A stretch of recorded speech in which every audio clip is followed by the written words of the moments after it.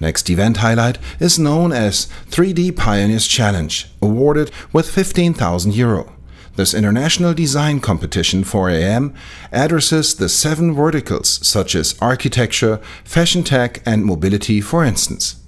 First-class partners and a top-class interbranch jury judged the winners during the great gala reception. Thank you very much for coming.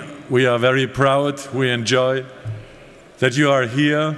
Thank you very much for coming to Erfurt, to this international place located in the middle of Thuringia, in the middle of Germany, in the middle of Europe.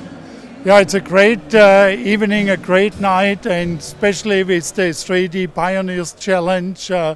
It's a very exciting moment every year, and we are proud to be a sponsor of this 3D Printing Challenge here at Rapidtech FABCON. All special mentions and winners, please come on stage.